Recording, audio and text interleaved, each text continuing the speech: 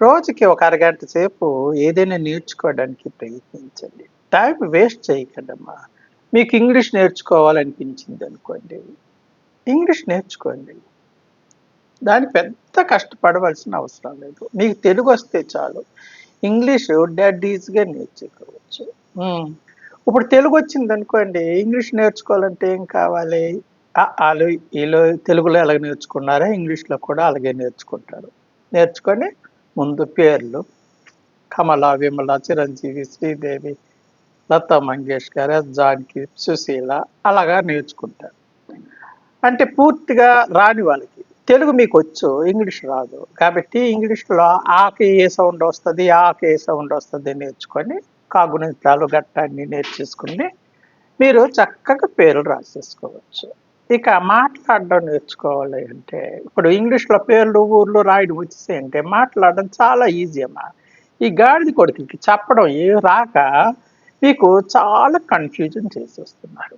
స్టార్టింగ్‌లో చెప్పడం ఏం మొదలెడతారు అంటే, ఒక సెంటెన్స్ మొదలుపెట్టేస్తారు. అయితే సెంటెన్స్ మొదలుపెట్టి, ఆ సెంటెన్స్‌లు చెప్తూ మధ్యన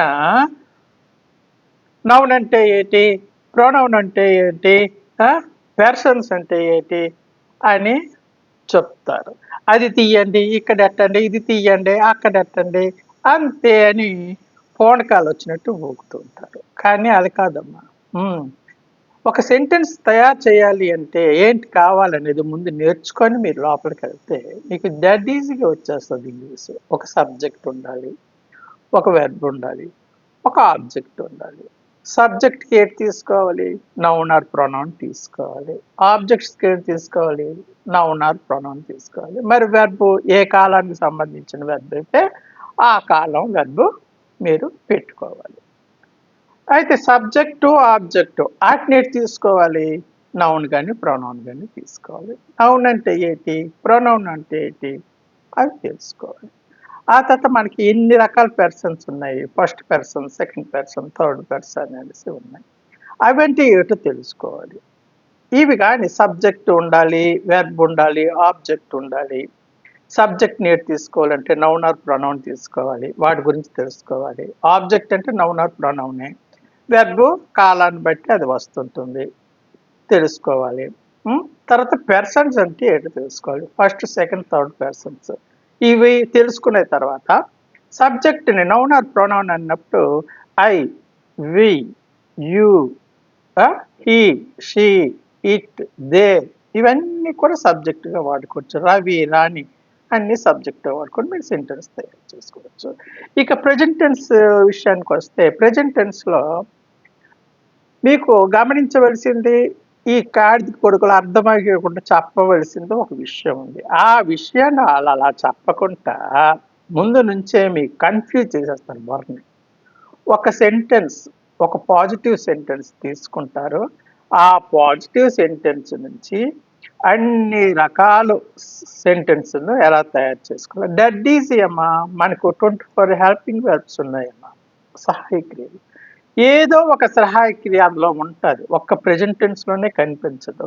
కాబట్టి ఆ ప్రెజెంట్ టెన్స్‌లోని ఏ సహాయ క్రియ పెడతారో దానితోని ఇతర సెంటెన్స్‌లు ఏ విధంగా తయారు చేస్తారు. ముందుకు తీసుకొనొచ్చడం, వెనక్కి పెట్టీయడం.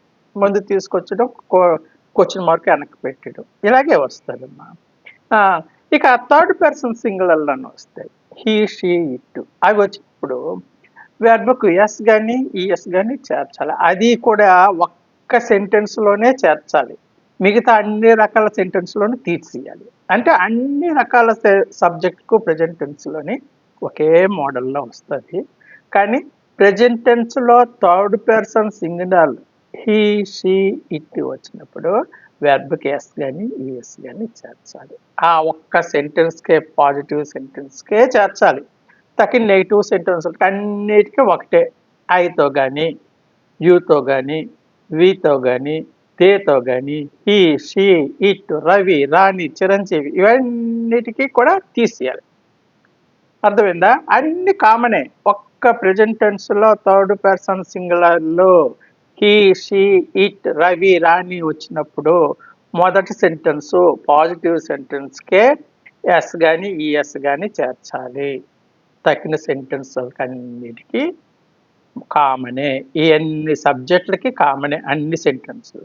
ఈ 3 ముక్కలు హి, షి, ఇట్ వచ్చిన దగ్గర జాగ్రత్త పడ్డారంటే డెడ్ ఈజీగా మీకు ఇంగ్లీషు వచ్చేస్తది. మొదటి సెంటెన్స్ మీకు తయారు చేయడం వచ్చేసిందంటే అన్ని సెంటెన్స్‌లు మీకు తయారు చేసి వచ్చిందమ్మా. ఇంగ్లీష్ డెడ్ ఈజీగా నేర్చేసుకోవచ్చు. చక్కగా మీరు అద్దం ముందు నిల్చొని ముద్దు ముద్దుగా మాట్లాడుతూ ఉంటే ఆటోమేటిక్‌గా ఇంగ్లీష్ వచ్చేస్తది. దానికి కూడా క్లాసులు ఇవ్వాలమ్మా. సంగీతం కన్నా ఇంగ్లీష్ నేర్చుకోవడం ఈజీ అమ్మా. ఆ! ఒక అరగంట మంచి వీడియో చూడండి. నేను కూడా ఇంగ్లీష్‌లో వీడియోలు చేసి మీకు చూపిస్తాను. డెడ్ ఈజీగా మీరు ఇంగ్లీష్ నేర్చుకొని మీ పిల్లలకి ఇంటి దగ్గరే నేర్పియండి. ఉంటానే.